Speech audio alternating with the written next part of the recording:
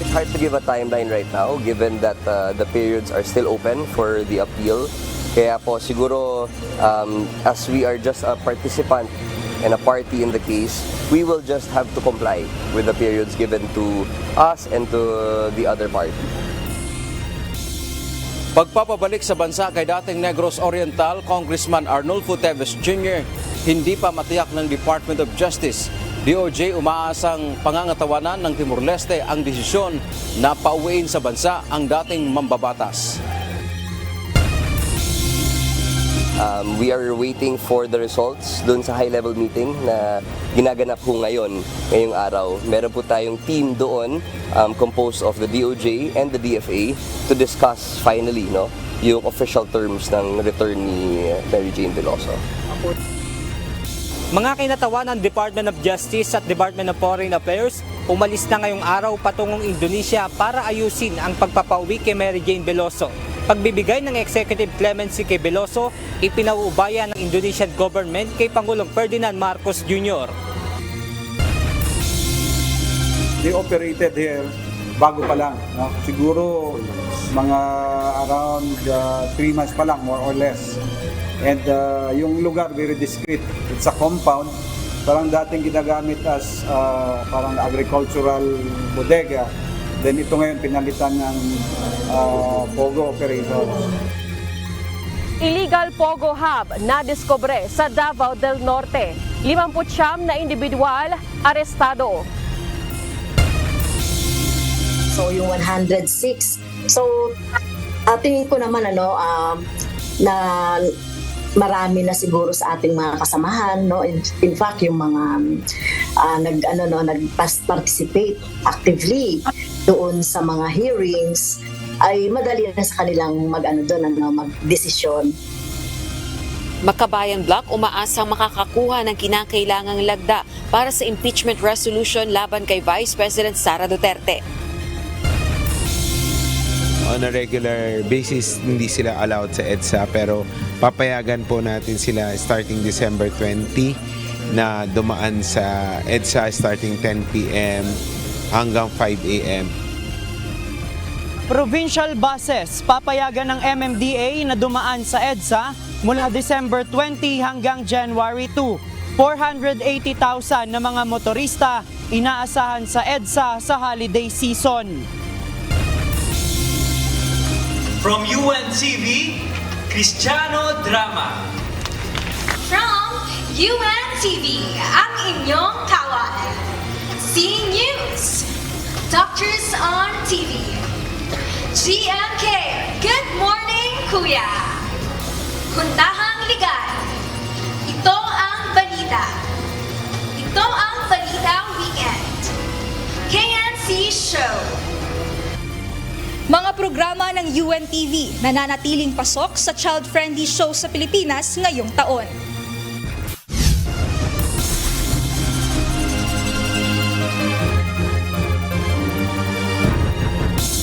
Magandang hapon Pilipinas at sa buong mundo. Tayo po ay sabayang napapakinggan sa Radyo La Verdad 1350 ang UNTV Radio. Una sa ating mga balita. Umaasa ang Makabayan Block lawmakers na makakakuha sila ng sapat na bilang ng lagda ng mga kapwa-kongresista para sa isinusulong na resolution of impeachment laban kay Vice President Sara Duterte. Oras na makakuha ng nasa 106 na lagda, maaari nang idiretso sa Senado ang impeachment complaint mula sa Kamara. Samantala, hiniling naman ng House Committee on Good Government and Public Accountability sa Philippine Statistics Authority o PSA na i-verify ang pagkakakilanlan ng nasa mahigit 600 recipients ng confidential funds ng Office of the Vice President. Ito ang balita ni Rosalie Cos. So yung 106.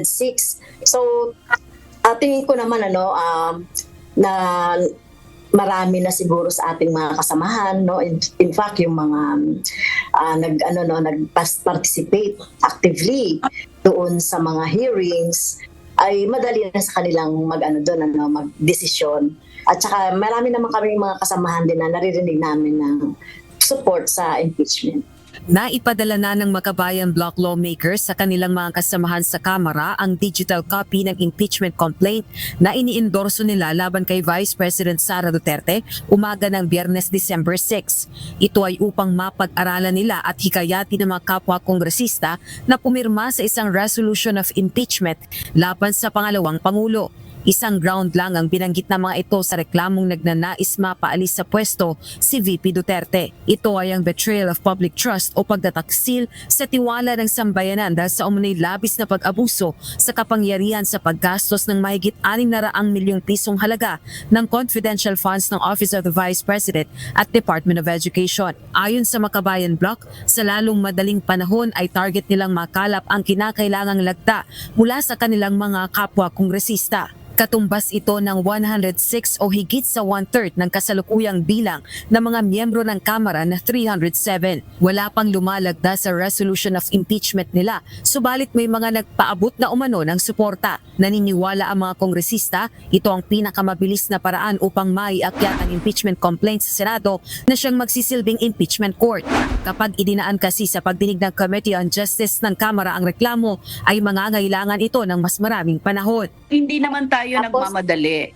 What we are asking is gawin ng Senado at ng Kongreso ang constitutional mandate niya since we finished na doon sa complaints, 'di ba?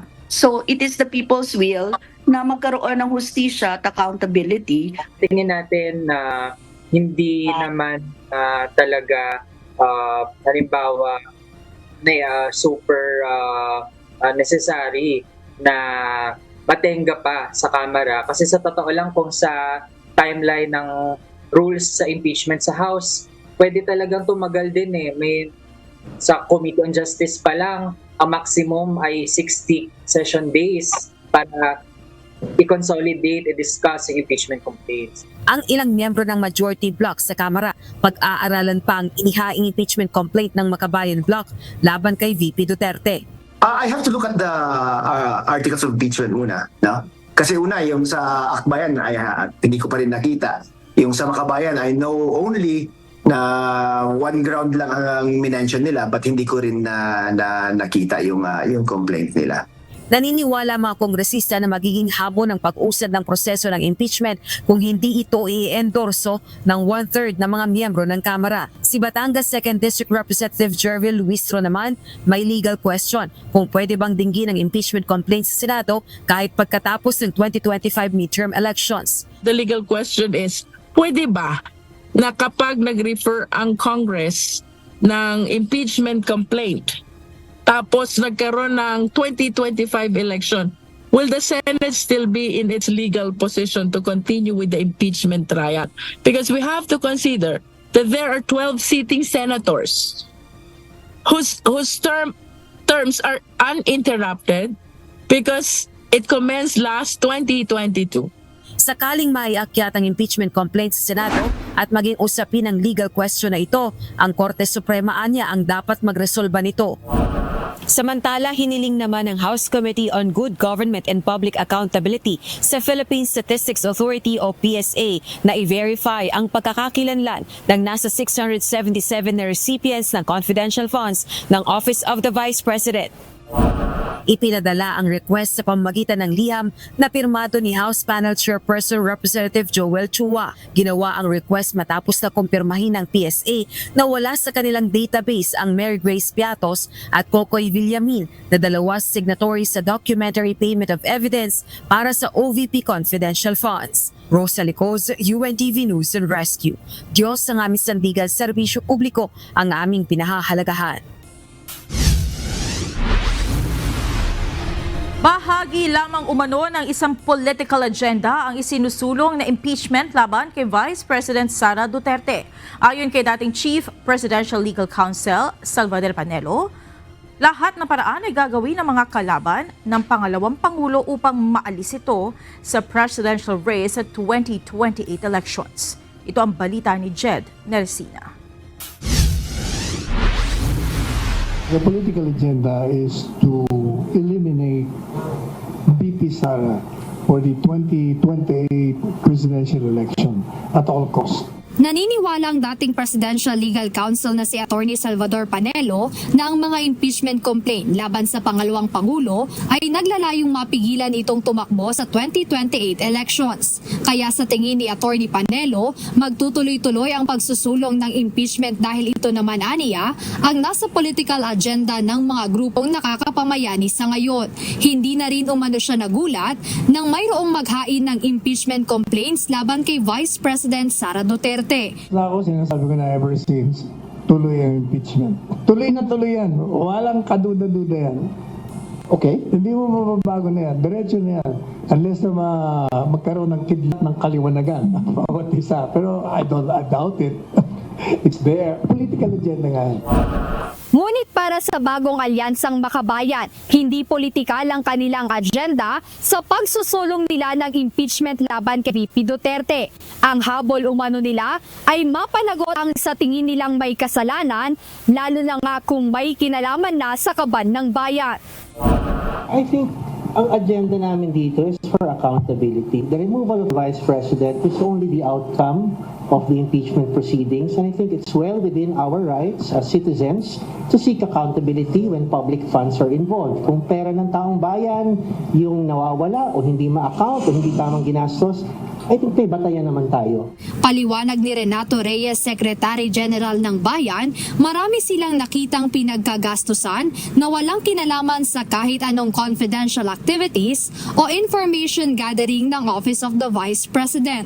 Paano ka nag-conduct ng intelligence and information gathering sa last 11 days of the year na may 4 na holidays, so you only have 7 working days to conduct so-called intelligence information, intelligence operations, information gathering? Who are these people? Bakit pare-pareho yung handwriting doon sa pagkakasulat ng mga acknowledgement receipts? Why are you spending 16 million pesos for safe houses?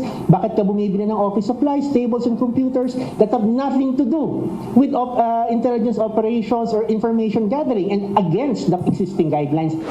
Samantala, nagpakita rin ng Partido Lakas ng Masa ng suporta sa impeachment laban kay VP Duterte. Ayon sa presidente nito na si Calio de Guzman, ang magagawa lang nila ay ang pagkilos at pagsuporta sa nasabing hakbang. Tindig namin ay yung papa-impeach talaga. Sana hindi lamang si Sara. Kasi marami naman yung mga kurap din sa loob ng Kongreso. Ang problema lang na single out. No? Pero anyway, yan kay Sara dapat suportahan at kung may mga kaso pang ilalabas para dun sa iba pa na kurap din, dapat maisulong. Dagdag pa ni De Guzman na sila ay naniniwala na sapat na ang 2 reklamo o kaso laban sa Vice-Presidente, ngayon na kanila aniyang susuportahan para magtagumpay. Jed Neresina, UNTV News and Rescue. Diyos ang aming sandigan, serbisyo publiko ang aming pinahahalagahan. Inaasahan ni Senator Ronald Bato de la Rosa na lalabas ang kampihan at kulay politika ng iba't ibang individual at grupo sakaling umakyat sa Senado ang impeachment complaint laban kay Vice President Sara Duterte. Ayon pa sa Senador, halatang planadong-planado ang pagsusulong ng impeachment complaint laban sa pangalawang Pangulo, kaya naghahanda na sila maging sa pinakamalalang resulta nito. Ito ang balita ni Asher Kadapan Jr. live. Asher, nagpahayag na ba ng posisyon si Senator De La Rosa sakaling matuloy ang impeachment kay Vice President Sara? Monica, mananatiling objective o nakabatay lang sa katotohanan at walang bahid ng personal na interes. Ito ang tiniyak ni Senador Ronald Bato de la Rosa sa gitna na kung sakali nga na matuloy itong impeachment trial o ang pagdinig sa pagpapaalis sa pwesto kay Vice President Sara Duterte. Ito nga ay kahit kilala namang malapit na kaalyado ng mga Duterte ang mambabatas.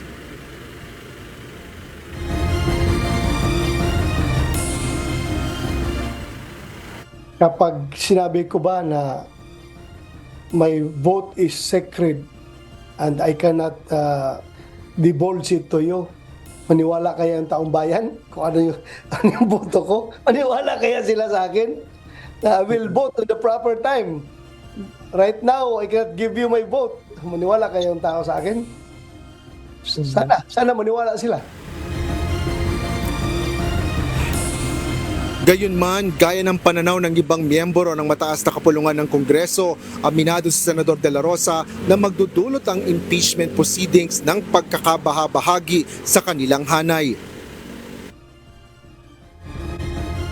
Alam naman natin na yung impeachment is a political process. It is not a judicial process. It's a political process. Believe it or not, it's a political process. Saka chances are at lalabas talaga dyan yung political color mo. Chances are na talagang ahantong yan sa kampihan. Political process yan, di ba? Naniniwala rin ang dating Philippine National Police Chief na napag-isipang mabuti ang pagsasampa ng impeachment complaint laban kay VP Sara. Nakaplano na yan nakaplano na yan. Well planned yan, well planned. Kaya we are preparing for the worst. Sabi nga lang, kakapalabas lang yung text ng presidente nung araw na ito, kinabukasan, nandun na sila, nag-file na sila kaagad. Monica, tumanggi ng tukuyin ni Senador De La Rosa kung ito nga ay plano mula sa Malacanang, sa House of Representatives o sino pa mang individual. Gayunman ay sinabi ng Senador na hindi anya maganda kung may control si Pangulong Ferdinand Marcos Jr. sa pagsusulong ng impeachment dahil dapat anyang igalang nito ang separasyon ng kapangyarihan. Yan ang latest. Balik sa iyo, Monica. Maraming salamat, Asher Cadapan Jr. Isang Filipino offshore gaming operator sa Pogo Hub na halos 3 buwan nang iligal na nag-ooperate ang natuklasan ng National Bureau of Investigation 11 sa Panabo City, Davao del Norte. Sa ginawang operasyon ng mga otoridad na aresto ang 59 na individual na pawang mga Chinese, Malaysian at isang Pinay. Ito ang balita nila Lane Moreno. They operated here bago pa lang. No? Siguro mga around 3 months pa lang, more or less. And yung lugar, very discreet. It's a compound. Parang dating ginagamit as parang agricultural bodega. Then ito ngayon pinalitan ng Pogo operations. Magsasagawa lang sana ng rescue operations ang mga tauhan ng National Bureau of Investigation sa isang Malaysian national na sa pilitang pinagtatrabaho sa isang warehouse sa Davao del Norte. Ayon kay NBI 11 Director Attorney Arcelito Albao, nasorpresa sila dahil ang warehouse na kanilang sinalakay sa Barangay Manay, Panabo City kaninang alas 2 ng madaling araw ay isa palang Philippine Offshore Gaming Operators o Pogo Hub. Hindi na nila inabutan ng kanila sanang i-rescue dahil naisama ito sa mga tumakas na Chinese nationals kabilang na ang umano'y manager ng Pogo. Itong si Robbie Lim, parang she was forced to work. So she really wanted to escape, but she managed to send messages to the authorities. So yan ang ginawang naming dahilan kung bakit we have to rescue her. When we got to the area, na-late lang kami ng siguro 20 minutes. Nakaalis na there are 2 vehicles, one Black Fortuner and one Black Montero Sport na biglang umalis doon sa area. And we believe na yung on board on that vehicles are the very managers or they have direct supervision of these Pogo workers. Bagamat nakatakas ang mga ito, 59 na individual naman ang naaresto, kabilang na ang 55 Chinese nationals, 3 Malaysian at 1 Pinay. Karamihan umano sa kanila ay mula Metro Manila at pumunta sa Davao matapos isara ang mga Pogo Hub doon. Nakuha din sa operasyon ng ilang mga gamit sa Pogo Hub operation tulad ng cellphones, armas, posas, baseball bat, passports at computers. Isinailalim na sa profiling ang mga nahuling Pogo Hub workers. Ngayon, ipaprocess din namin. We'll have to coordinate with the immigration for verification and itong mga mga pangalan. No? kung may mga pending case sila dito sa Pilipinas. And we are pretty sure yung operations nila, itong POGO operations is not licensed kasi nga no less than the President nang nagbawal nito. And aside from that, wala silang permit to work here from the DOLE. Mag-a-apply naman ng cyber warrant ang mga otoridad para suriin ang mga nasamsam na mobile phone at computer. Lelaine Moreno, UNTV News and Rescue. Diyos ang aming sandigan, serbisyo publiko ang aming pinahahalagahan. Walang namomonitor na banta sa seguridad ng holiday season ng Philippine National Police. Gayunman, magde-deploy pa rin ang PNP ng nasa 40,000 pulis sa buong bansa upang masiguro ang kaligtasan ng publiko lalo na sa mga malataong lugar. Ito ang balita ni Lea Ilagan.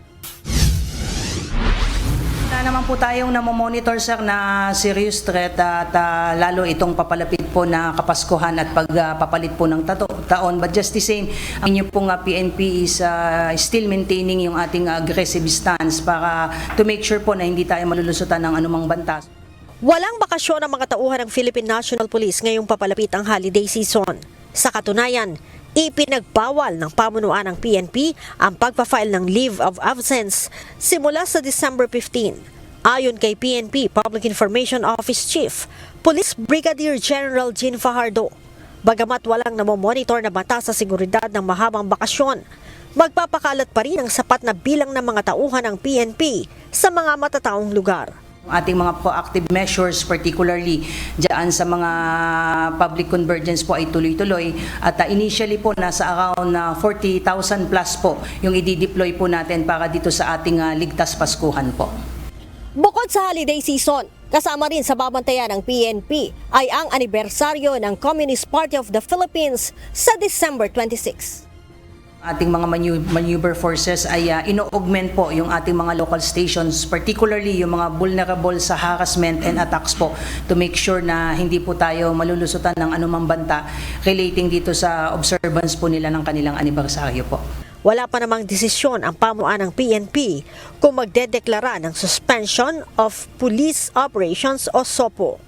Antayin po natin sir, normally kapag kaganyan po ay we will take our cue from the Armed Forces of the Philippines dahil sila po yung primary unit or agency po na magde-determine whether or not we will implement SOCO po. On the part of the PNP po naman ay since support po tayo pagdating sa insurgency operation po and efforts po ng Armed Forces of the Philippines. Nauna nang sinabi ng PNP na ipinauubaya na nila ang pagtataas ng alerto ng mga pulis sa ground sa kani-kanilang commander. Depende sa peace and order situation sa kanilang nasasakupan. Lea Ilagan, UNTV News and Rescue. Diyos ang aming sandigan, serbisyo publiko ang aming pinahahalagahan. Papayagan ang mga provincial bus na dumaan sa EDSA simula sa December 20 ayon sa Metropolitan Manila Development Authority o MMDA. Layo nito na magkaroon ng mas mabilis na turnaround time o agad na makabalik sa mga terminal ang mga provincial bus dahil sa inaasahang dagsa ng mga pasahero sa holiday season. Ito ang balita ni JP Nunez. On a regular basis, hindi sila allowed sa EDSA pero papayagan po natin sila starting December 20 na dumaan sa EDSA starting 10 p.m. hanggang 5 a.m. Hindi pinapayagan ng Metropolitan Manila Development Authority o MMDA na dumaan sa EDSA ang mga provincial bus na may terminal sa Cubao at sa Pasay City sa mga regular na araw. Ngunit dahil merong pangangailangan sa mga pasahero sa holiday season, pansamantala itong pahihintulutan ngayong buwan. Mula sa December 20 hanggang December 25, pwede silang dumaan sa EDSA ng alas 10 ng gabi hanggang alas 5 ng madaling araw. At pagdating naman ng December 26 hanggang January 2, 2025, buong araw na silang makakaraan dito. Ang EDSA kasi mas shorter ang daanan, yung route na yon. Pero kung makakadagdag nga kami sa traffic, pwede naman kami talaga sa backdoor.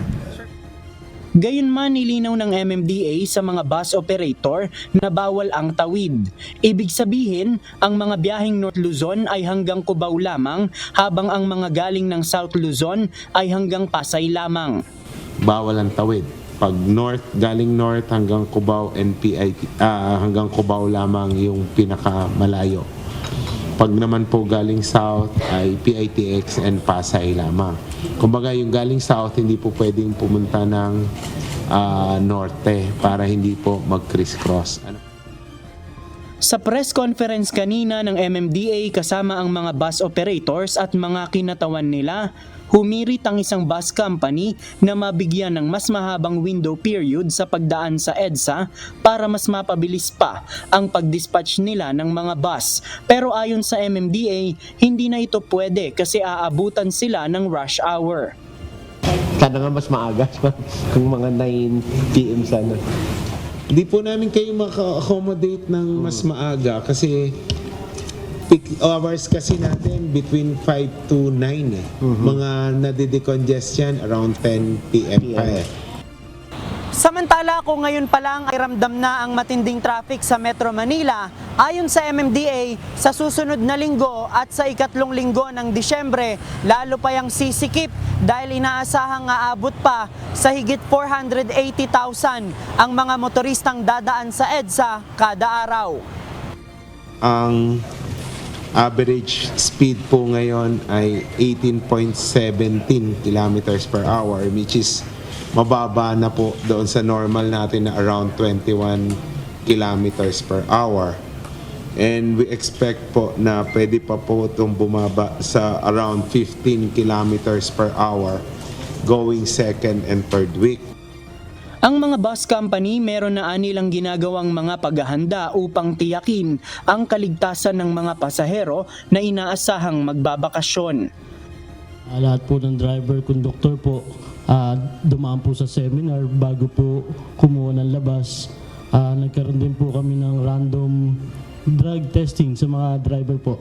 Bukod po sa ginagawang random drug testing ng government po natin. Then lahat po ng bus, sinisigurado po na dumaan sa check-up bago po bumiyahe.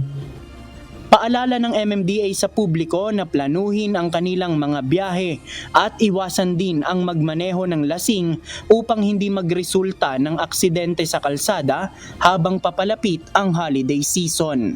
JP Nunez, UNTV, News and Rescue.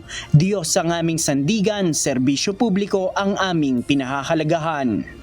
Nagtungo na ngayong araw sa Indonesia ang mga kinatawan ng Department of Justice at Department of Foreign Affairs upang makipagpulong sa kanilang counterparts hinggil sa pagpapauwi kay Mary Jane Veloso. Ayon sa DOJ, sakali namang makarating sa bansa si Veloso, nasa kapangyarihan na ni Pangulong Ferdinand Marcos Jr. kung bibigyan ito ng executive clemency. Ito ang balita ni Benedict Samson. We are waiting for the results dun sa high-level meeting na ginaganap po ngayong araw. Meron po tayong team doon composed of the DOJ and the DFA to discuss finally yung official terms ng return ni Mary Jane Veloso.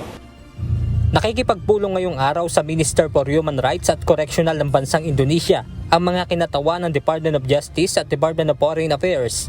Dito pagkakasunduan ang mga kondisyon sa pagpababalik sa Pilipinas kay Mary Jane Veloso. Paliwanag ni DOJ spokesperson Assistant Secretary Miko Calabano, kapag nakauwi na ng bansa si Mary Jane, maaari niya na mabigyan ito ng executive clemency ni Pangulong Ferdinand Marcos Jr. In the Constitution, that only the President has the prerogative to issue executive clemency to any person deprived of liberty for reasons that are also stated there, humanitarian reasons, and any other justification that could justify yung exercise of mercy towards a certain person deprived of liberty. Kaya po, siguro antayin na lang ho natin ang desisyon ni Presidente tungkol dito sa issue na ito. Ayon pa sa DOJ, hindi na makikialam ang bansang Indonesia sa desisyon kung patatawarin ni Pangulong Marcos Jr. si Mary Jane Veloso. Hindi naman po kasi siya vital dun sa return. Kumbaga po, mauuna yung return ni Mary Jane Veloso at dito na rin siguro papag-usapan internally yung executive clemency. Hindi na po kasama ang Indonesia sa desisyon ni Presidente. We will afford all respect to his discretion in this issue. Taong 2010 nang makulong si Veloso sa Indonesia matapos makuna ng illegal na droga ang bagaheng ipinadala sa kanya ng recruiter paglapag sa airport doon. Nahatulan itong guilty sa kasong drug trafficking at pinatawan ng parusang kamatayan, ngunit ilang beses na naipagpaliban ang pagpapatupad ng sentensya. Kaugnay nito, tiwala naman ang kagawaran na pag-aaralang mabuti ni PBBM ang pagbibigay ng executive clemency kay Veloso. Kaya po marami pong moving parts dito sa desisyon ni Presidente and I think he has to look at this holistically, which I believe he will and he is looking at. Kaya siguro naririnig naman ho niya yung mga yung appeal ng pamilya, yung appeal ng ating mga progressive groups, but at the same time nakikita din niya yung conviction sa Indonesia. So we have to be realistic about this and we have to consider everything as a whole. Benedict Samson, UNTV News and Rescue. Diyos ang aming sandigan, serbisyo publiko ang aming pinahahalagahan. Hindi pa makapagbigay ng petsa ang Department of Justice kung kailan mapauuwi sa Pilipinas si dating Negros Oriental 3rd District Representative Arnolfo Teves Jr. Pero positibo ang kagawaran na hindi na babaguhin ng korte sa Timor-Leste ang desisyon nito pabor sa hiling na extradition ng pamahalaan ng Pilipinas. Ito ang balita ni Dante Amento. Well, it's hard to give a timeline right now given that the periods are still open for the appeal. Kaya po siguro as we are just a participant and a party in the case, we will just have to comply with the periods given to us and to the other party. Sa 42 pahinang desisyon ng Timor-Leste Court of Appeal, pumayag ito sa hiling ng Pilipinas na extradition o pauwiin na sa bansa si dating Congressman Arnie Teves. Ngunit ayon sa Department of Justice o DOJ, may isang buwan pa si Teves para umapila sa desisyon. Kaya ayon kay DOJ spokesperson Assistant Secretary Miko Clavano, hindi pa sila makapagbibigay ng panahon kung kailan ito mapauuwi ng bansa. Kaya we are coordinating with our counterparts in Timor-Leste to make sure that we are following the right process. Kasi ang gusto natin mangyari ay wala na po silang masabi dito sa proseso na ito at sinunod ho natin lahat po ng hakbang para mauwi si Ginoong Teves. Sabi naman ng abogado ni Teves na si Attorney Ferdinand Topacio, hindi pa niya nakita o nabasa ang desisyon ng korte kaya hindi pa siya makapagkomentaryo rito. Naniniwala ang DOJ na hindi na babaguhin ng Timor-Leste Court of Appeal ang desisyon nito. Ito na ang pangalawang pagkakataon na ginawa ang paglilitis sa extradition case ni Teves. Sa unang trial ay pinagbigyan ang hiling ng Pilipinas na pauwiin ang dating mambabatas, ngunit dineklarang null and void o walang bisa matapos questionin ng kampo ni Teves. Sa 3 judge ng korte, 2 lang ang may partisipasyon nito.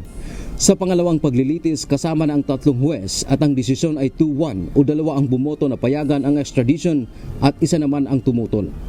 We have engaged a counsel from Timor-Leste to help us with the whole process.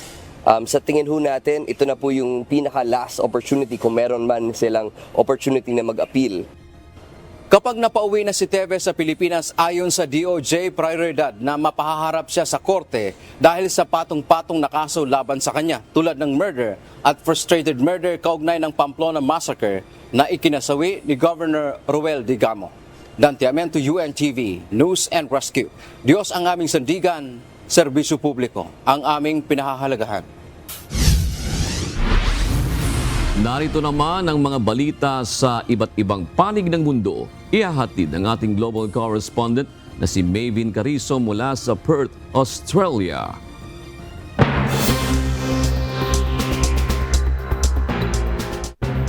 Nanawagan ang ruling party ng South Korea na suspendihin si Pangulong Yoon Suk Yeol. Kasunod ito ng kontrobersyal na deklarasyon ng martial law. Ito ang balita ni Ryuji Sasaki. 새로이 드러나고 있는 사실 등을 감안할 때 대한민국과 국민을 지키기 위해서 윤석열 대통령의 조속한 직무 집행 정지가 필요하다고 판단합니다. Agarang suspensyon ni South Korean President Yoon Suk-yeol. Ito ang hiniling ni Han Dong-hoon, pinuno ng ruling party ng South Korea, upang maprotektahan ang bansa. Ayon kay Han, may mga bagong ebidensya na nagpapakita ng planong pag-aresto ni Yoon sa mga miyembro ng oposisyon at iba pang kritiko.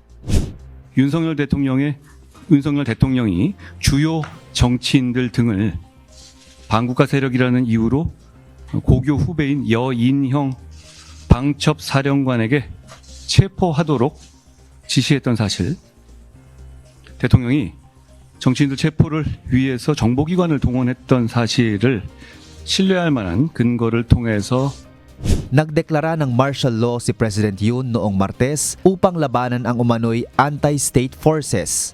Ngunit nagbago ang kanyang posisyon matapos ang matinding pagtutol mula sa Kongreso pati na ang kanyang sariling partido.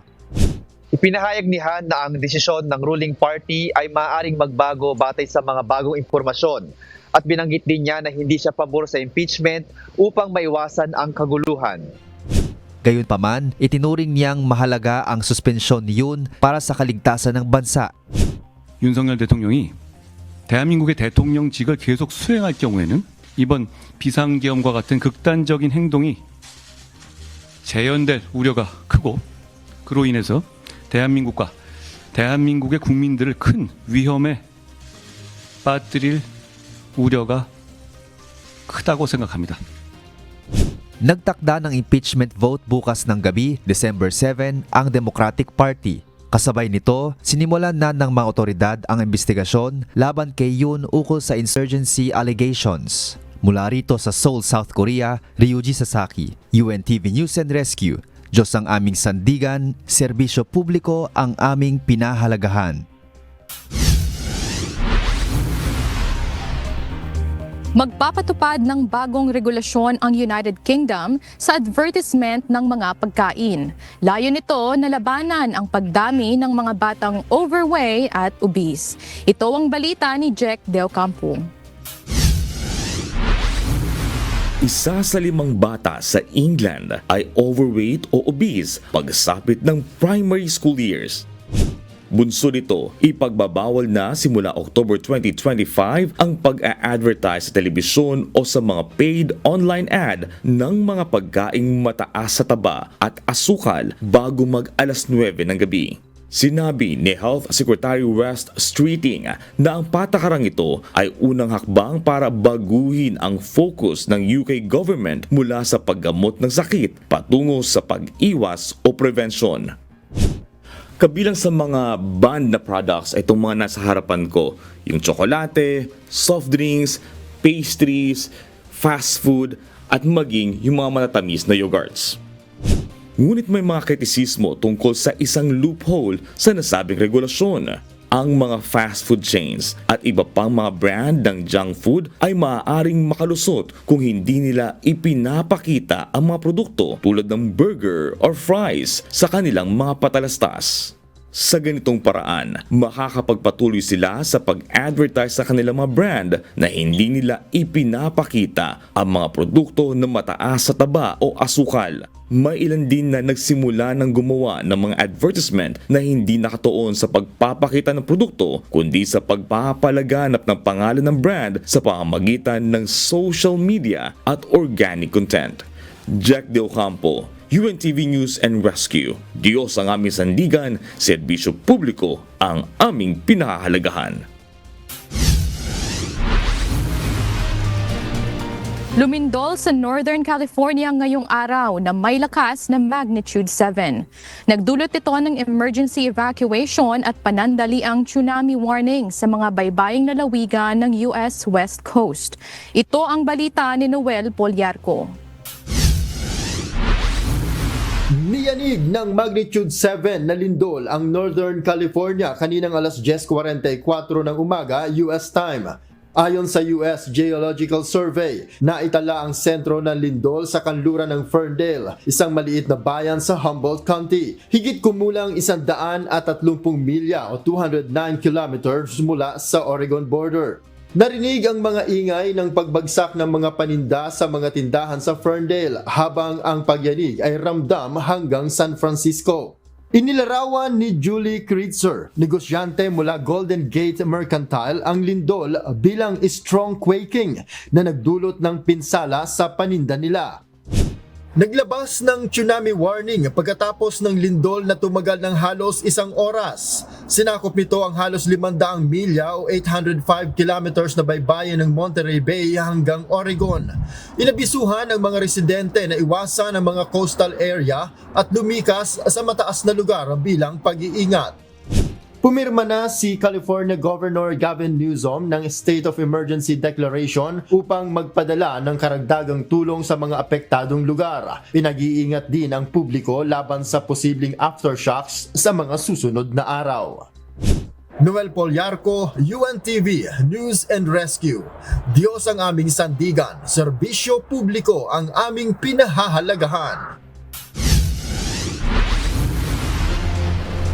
Itinuturing ang Australia bilang ideal na tirahan para sa mga expat dahil sa maginhawang lifestyle, mainit na klima at malakas na ekonomiya. Ayon sa Alliance Expat Guide, halos 30% ng populasyon ng bansa noong 2023 ay binubuo ng mga dayuhang residente. Sa ulat ng Boston Consulting Group nitong Abril, nanguna ang Australia sa listahan ng mga bansang naistirahan ng mga profesional sa buong mundo, na tinalo pa ang Canada sa ranggo. Kinilala rin ang Sydney, Melbourne at Canberra sa Mercer's Quality of Living Report bilang ilan sa mga pinakamahusay na lungsod para sa mga expat dahil sa world-class na infrastruktura at masiglang kultura. At yan ang mga balita mula sa iba't ibang panig ng mundo. Mula dito sa Perth, Australia, ako si Maven Carizo. Magandang gabi. 2 bagong batas ang nilagdaan ni Pangulong Ferdinand Marcos Jr. na naglalayong palakasin ang pagresponde ng pamahalaan tuwing dumarating ang mga kalamidad o anumang emergencies. Samantala, inilunsad naman ang kauna-unahang mobile soil laboratories. Ito ang balita ni Nel Maribuhok. The Ligtas Pinoy Centers Act mandates the establishment in every city and municipality nationwide of evacuation centers that are fully equipped to provide temporary but secured accommodations for our disaster-stricken citizens. Magiging mandato ang pagtatayo ng mga evacuation centers sa kada syudad at munisipalidad na siyang pansamantalang masisilungan ng mga biktima ng kalamidad o kahit anumang emergency. Ito ang nakapaloob sa nilagdaang Ligtas Pinoy Centers Act ni Pangulong Ferdinand Marcos Jr. Dahil dito maiiwasan ng magamit ang mga eskwelahan na pangkaraniwan ng takbuhan ng evacuees tuwing may kalamidad. Ayon kay Pangulong Marcos, pagtugon na rin ito sa panawagan na magamit lamang ang mga silid-aralan para sa kapakanan ng mga estudyante. Schools are supposed to be sanctuaries for learning, creativity, and growth. They should not also bear the burden of being makeshift shelters. With the enactment of this law, we heed that appeal and commit to only using our schools for the promotion of our students' welfare and development of the education system. Ganap na rin batas ang panukalang student loan payment moratorium during disasters and emergencies. Ang bagong batas na ito ay nagbibigay ng agaran tulong pinansyal sa pamamagitan ng pagpapaliban ng koleksyon ng utang ng estudyante tuwing at pagkatapos ng mga kalamidad ng walang multa o interes. Nagbibigay pagkakataon ito sa mga estudyanteng naapektuhan ng kalamidad at kanilang mga pamilya na makahinga at makabangon muli sa kanilang buhay. Para sa estudyanteng si Casey, maganda naging layunin ng bagong batas na ito para sa kanilang kapakanan. Malaki pong tulong to, especially po sa mga estudyante na less fortunate at given nga po na climate change is a huge issue po ngayon. Samantala, pinangunahan naman ng Pangulo ang paglulunsad ng kauna-unahang Mobile Soil Laboratories o MSL. Layunin nito na malapit ang serbisyo ng pagsusuri sa lupa sa mga lugar na nangangailangan nito. May kakayahan ang MSL na magsuri ng higit 40 chemical, physical at microbiological parameter ng lupa at tubig. Sa pamamagitan nito, matutulungan ang mga magsasaka na masigurong malusog ang kanilang lupa. Target ng administrasyon na magkaroon ang kada rehiyon ng mobile soil laboratory. Ngunit, simula pa lamang ito, sa unang bahagi ng 2025, layunin natin maglunsad ng karagdagan 16 pa na mobile soil laboratory sa buong bansa. Isa bawat rehiyon. But of course, next year malaki yung budget na lalagay natin sa Bureau of Soils to make fixed soil labs in per region and eventually dapat per province meron. Umaasa ang Department of Agriculture na pagtuntong ng taong 2026, makumpleto na ang paglalagay ng permanente o fixed soil lab sa kada probinsya. Nel Maribuhok, UNTV News and Rescue, Diyos ang aming sandigan, serbisyo publiko ang aming pinahalagahan.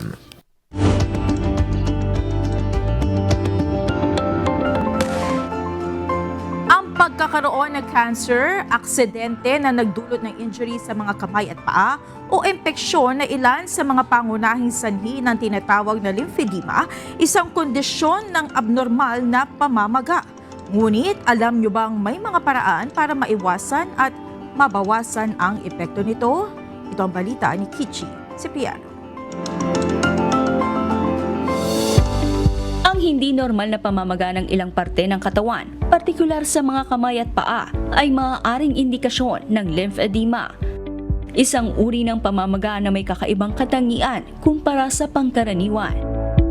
Yung pamamaga is actually very common. Marami tayong mga kondisyon na nagkukos ng pamamaga.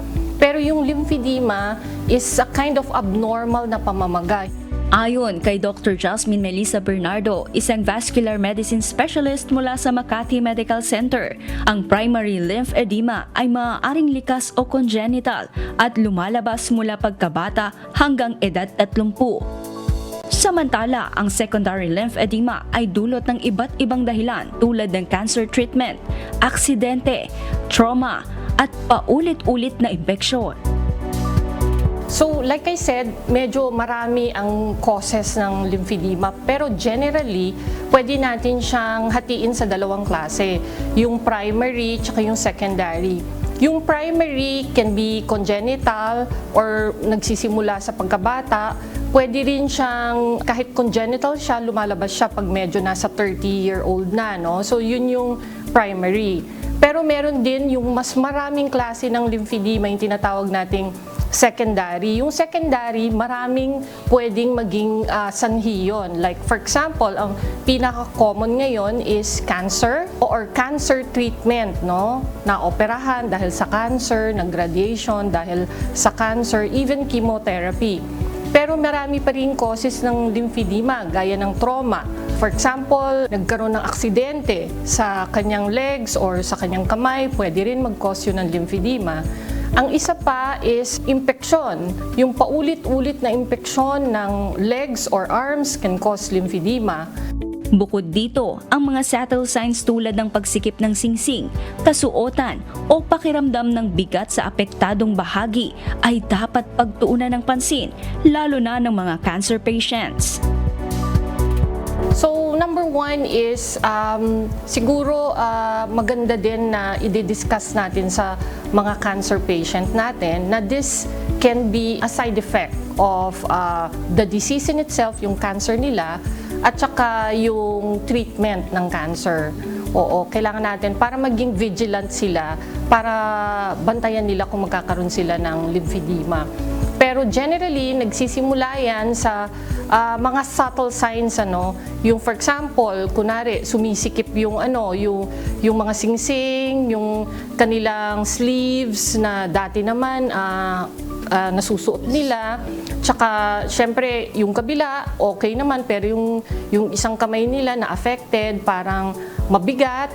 Sa tulong ng mga lifestyle change, may iwasan at mapapababa ang panganib ng lymphedema.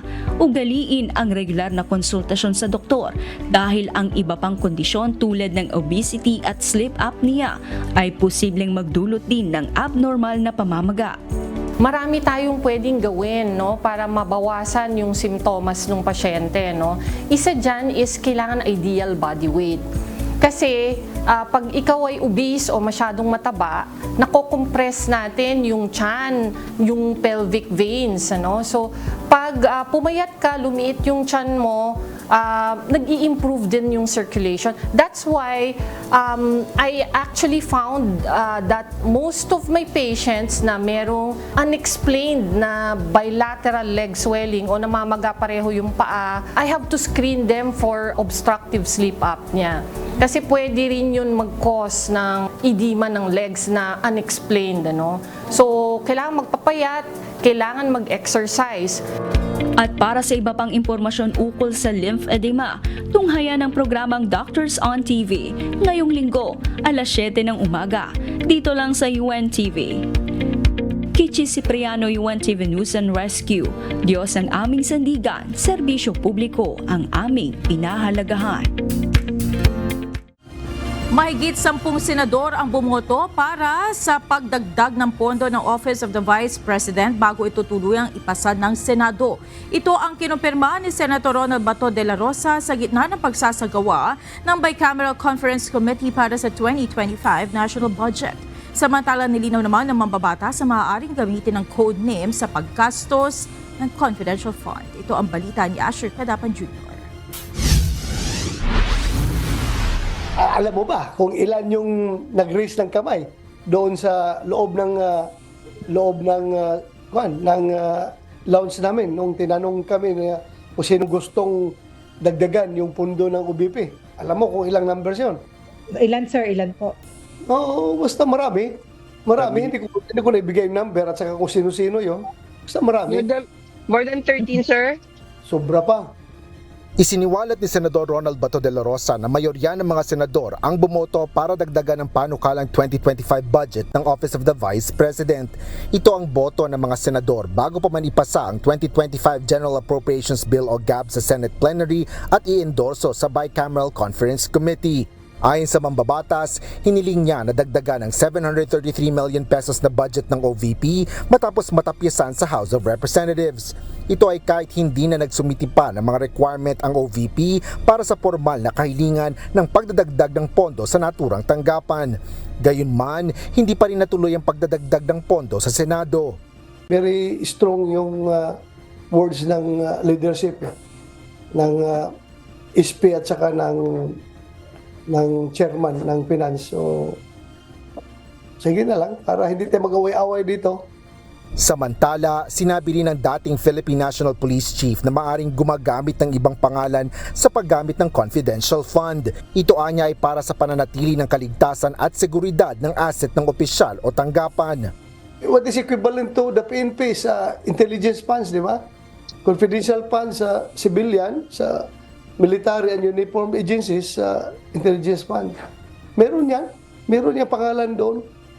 Meron yan ginagamit si codename Agent X44, codename Agent James Bond. Pero may pangalan yan. Alam niya kung anong pangalan, totoong pangalan niya. Kumpiyansa naman si Senador De La Rosa na maipapaliwanag ng OVP ang mga pangalang lumabas sa paggastos ng confidential fund ng naturang tanggapan. Asher Cadapan Jr., UNTV News and Rescue. Diyos ang aming sandigan, serbisyo publiko ang aming pinahalagahan. Aminado ang Philippine National Police na medyo mabagal ang isinasagawang accounting at inspeksyon sa baril ng gun owner sa mayroong hawak na Type 5 license to own and possess firearms o yung may mga nagmamay-ari ng 15 peraso ng baril pataas. Ayon kay PNP Public Information Office Chief, Police Brigadier General Jean Fajardo, karamihan kasi sa mga gun owner ay wala sa bahay kapag pinupuntahan ng mga pulis.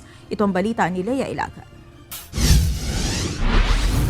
One of the challenges nga sinasabi nila ay hindi po nila natsetsempohan sa bahay dahil majority, if not all po, ay working po. So nag-iiwan na lang po sila doon ng numero na po pwede po nilang matawagan para mabalikan po nila kapag ready na po sila na bumisita po ulit at ipa-account po yung mga baril. Hindi nagtatagpo ang schedule ng mga tauhan ng Philippine National Police sa oras ng gun owners kapag pinupuntahan na mga ito sa kanilang bahay. Kaya naman, Medyo mabagal ang usad ng isinasagawang accounting ng mga baril ng mga gun owner na may hawak na Type 5 LTAP o License to Own and Possess Firearms. Ayon kay PNP Public Information Office Chief, Police Brigadier General Jean Fajardo, sa ngayon, nasa 13.04% pa lamang o 291 sa 2,230 na mga gun owner ang naiinspeksyonan ng mga pulis. Sa naturang bilang, 34 dito ang natuklasang revoke na o tinanggalan na ng lisensya. 734 naman ang nakita ang expired na ang lisensya, habang 75 ang deklaradong nawawala.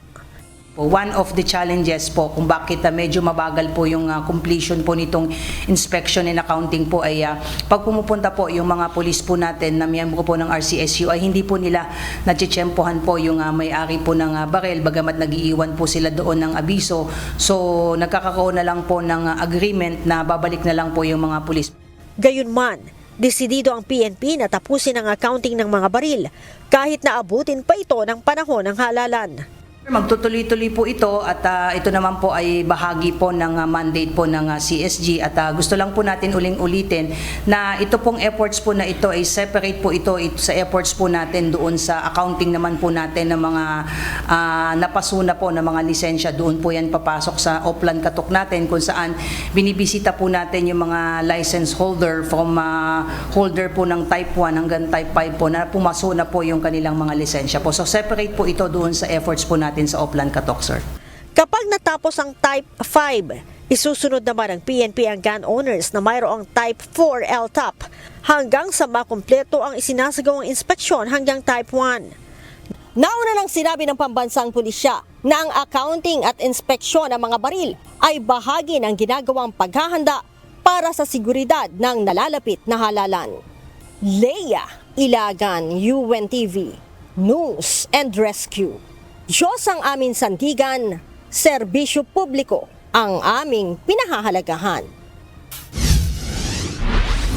4 na sospek sa pagbebenta ng matataas sa kalibre ng baril sa Parañaque City ang nahuli ng National Bureau of Investigation o NBI.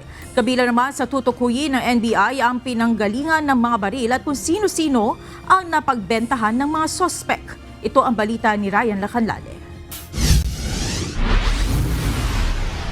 The instruction of the director is to see to it that before the holidays, loose firearms, illicit firearms in the streets should be properly accounted for.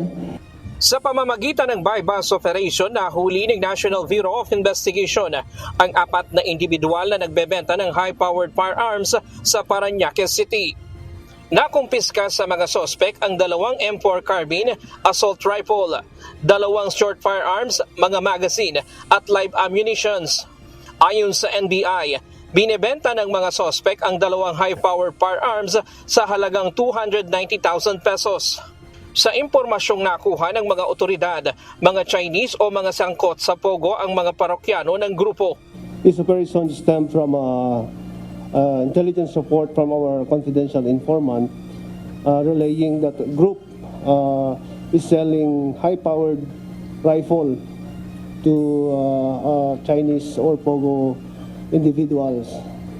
Kabilang sa 4 na nahuli ay isang retiradong sundalo na sinasabing leader ng grupo.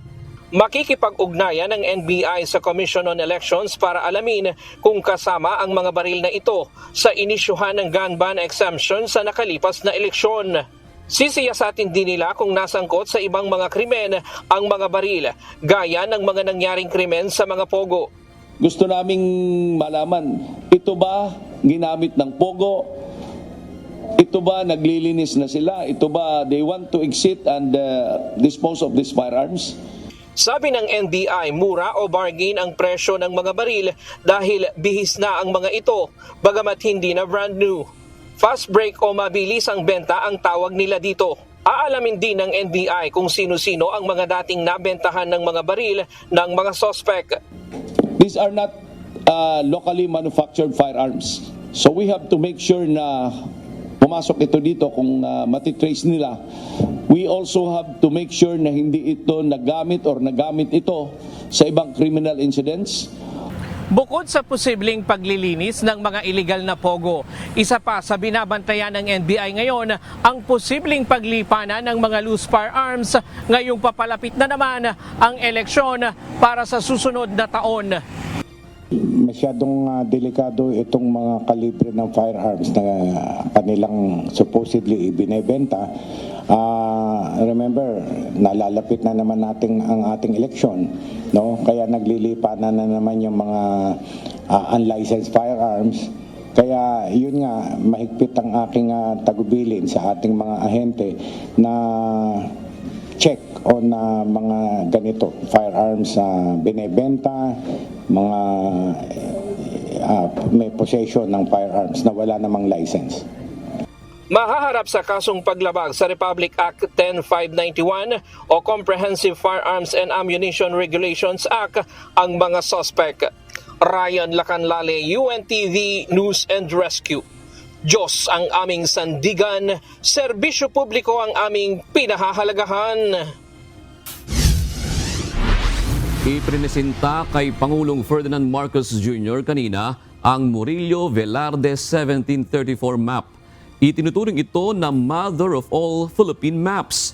Inilarawan din ang Velarde map bilang kauna-unahang scientific map ng Pilipinas at makasaysayang patunay na ang Pilipinas ay may soberanya sa mga lugar na inaangkin ng China.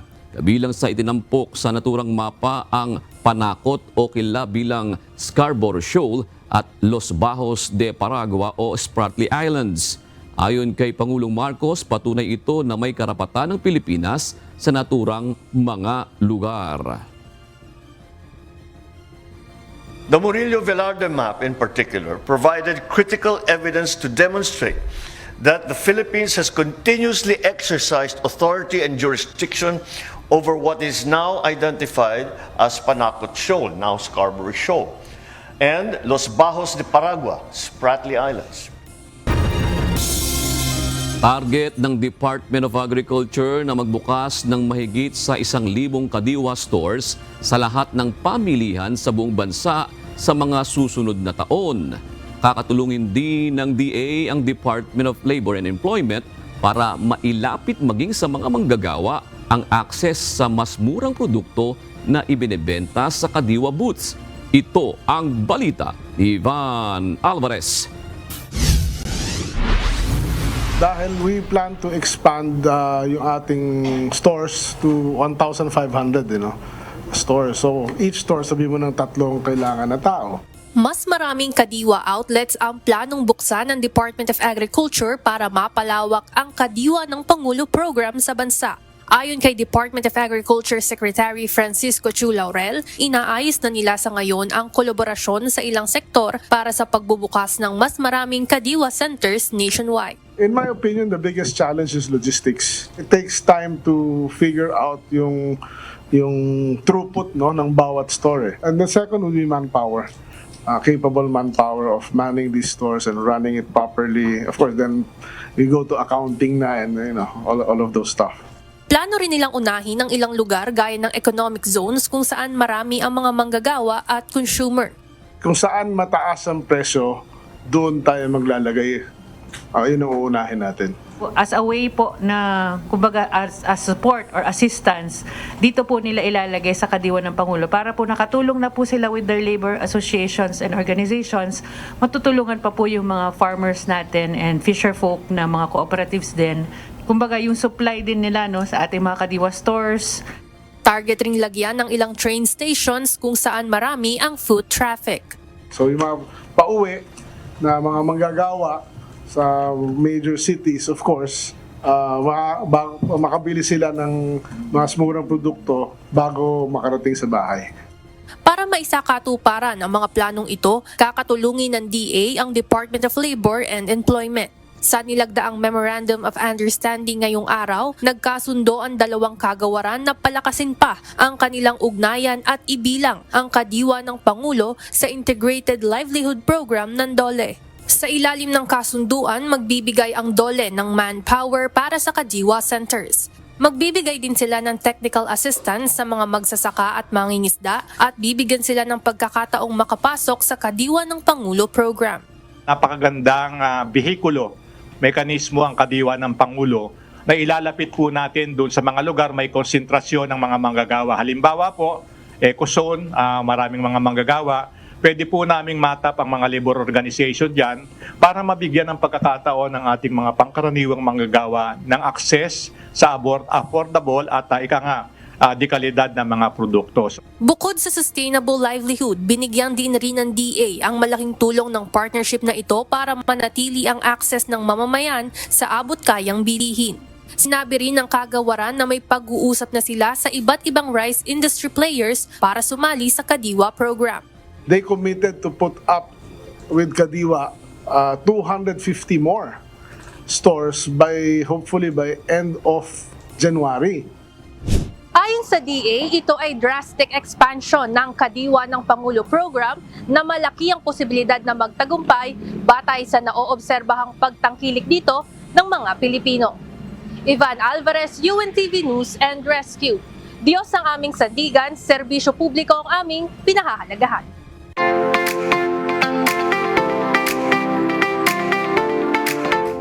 Muli na namang napatunayan ng UNTV ang pagiging child-friendly na mga programa nito. Kabilang ang istasyon sa isa sa may pinakamaraming child-friendly programs na ginawaran ng Anak TV Seal sa ginanap na 2024 Anak TV Awards ngayong araw. Ito ang balita ni Mia Alonzo. From UNTV, Cristiano Drama. From UNTV, ang inyong kawan. C News, Doctors on TV. GMK, Good Morning Kuya. Puntahang Ligan. Ito ang balita. Ito ang balita weekend. KNC Show.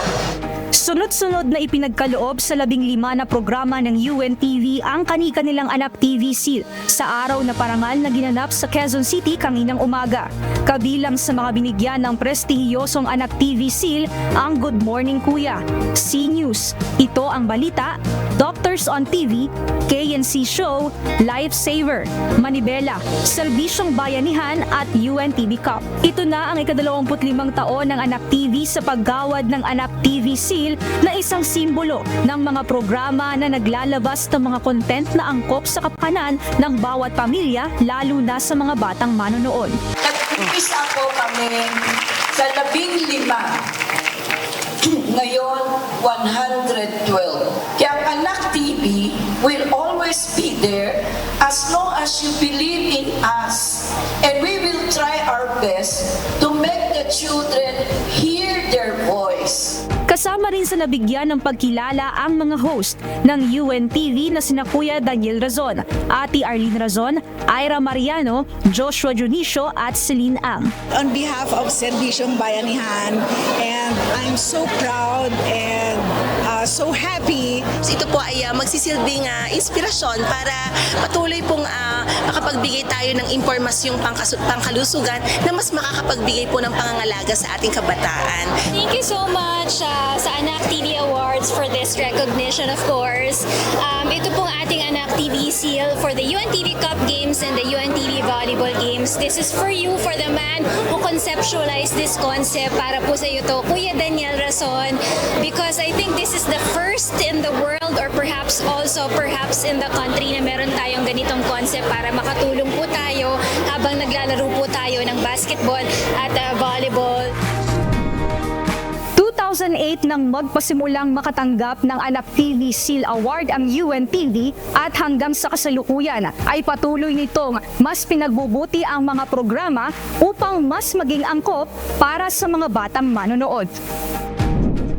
Umaasa naman si Anak TV President Elvira Yapgo na mas mapabuti pa ang layunin ng Anak TV sa hinaharap. Makikita natin, kailangan din po ang suporta ng gobyerno. It cannot just be a private sector who's doing it, but the government has to do their share also. Kailangan magtulungan tayo. The Philippines has so much to offer all over the world. Mahigpit din na nagbigay nagbigay ng pagpapaalala si Anak TV President Go sa mga personalidad, maging sa mga artista at content creator ang pag-iingat bilang mga inspirasyon at gabay ng mga kabataan sa bansa. Mia Alonso, UNTV News and Rescue. Diyos ang aming sandigan, serbisyo publiko ang aming pinahahalagahan.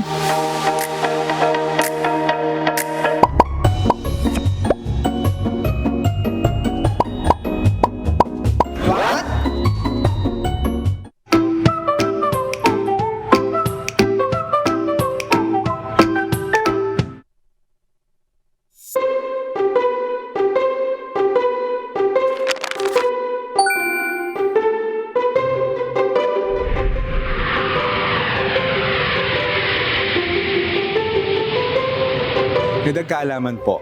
Dito ako ngayon sa airport at may kinalaman din naman kahit papano sa airport yung aking trivia. Dahil ang aking pong trivia ngayon ay bakit kaya ang mga piloto ay hindi basta-basta nagpapahaba ng bigote at ng balbas? Alamin po natin. Bakit nga ba bawal ang makapal na balbas? Dahil mahalaga na ang oxygen mask ay mag-seal ng maayos sa mukha ng piloto, lalo na sa panahon ng emergency. Kapag makapal ang balbas, maaring hindi kumpleto ang seal at pwede itong magdulot ng panganib sa buhay, lalo na kung kailangang huminga ng purified oxygen sa mataas na altitude. Kaya mahigpit ang patakaran ng karamihan sa mga airline. Pinapayagan lang ang manipis na balbas o neatly groomed mustache, yung hindi nakakaapekto sa fit ng mask. Ang bawat patakarang ito ay para sa kaligtasan ng piloto, ng crew at ng mga pasahero. Sa kabuuan, maliit na bagay pero malaki ang epekto. Ngayon, alam na po natin kung bakit hindi basta-basta nagpapahaba ng bigote at ng balbas ang mga piloto. Ito pala ay para sa kaligtasan ng mga pasahero. Sana po may natutuhan kayo at laging tatandaan, mapalad po ang tao na nakakasumpong ng karunungan at ang tao na nagtatamo ng kaunawaan.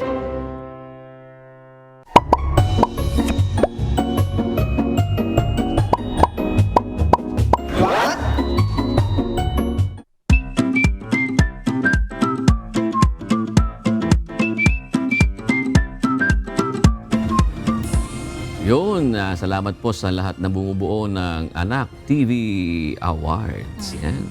Ilang taon na rin tayo na Higit 10 na yata. recognize ng Anak TV Awards. Maraming salamat po at asahan nyo na patuloy tayong gagawa ng content. Child-friendly. Oo, na child-friendly para sa ating mga kababayan. Yan, yung ating mga kausi nag-aantay na yata. May nabasa ko kanina dun sa comment board. Sa ano natin, Comment section. Gusto nila mapa-impeach si Senator Go. Senator Go at si Senator Lahat na lang Bato de la Rosa. Para sa kaalaman po na lahat, hindi po sila pwedeng ma-impeach. Hindi sila impeachable officer. Hindi sila kasama doon sa presidente, vice-presidente, at members ng constitutional commissions. Yun. Tsaka yung ombudsman. Yan. Lahat na lang. Mas mainam, mas maging mapagmasid na lang muna tayo, no? Kaysa bato tayo ng bato ng negativities, mas maging mapagmasid tayo dahil lalo na paparating ang eleksyon. Oo, so sana ay ganito mga panahon kasi natin mararamdaman talaga yung power natin ng mamamayan, di ba? Sabi nga nila, kapag eleksyon, walang mayaman, walang mahirap, pare-parehas lang tayong may tig-iisang boto, pare-parehas ang karapatan. Dapat maging sagrado yun boto. Oo. Hige. Tayo na po sa ating mga kausi na nag-aantay na katulad ni Christine K. Gonzales, kay Rogelio Gibaga at Rodrigo Tabieros. Maraming salamat din kina Dionisio Abregana, Delna Umpa at Abel Jimenez. Narito naman ang salita ng Diyos na ating sandigan mula sa aklat ng awit 119 at 33 na nagsasabi, "Ituro mo sa akin, O Panginoon, ang daan ng iyong mga palatuntunan at aking iingatan hanggang sa wakas."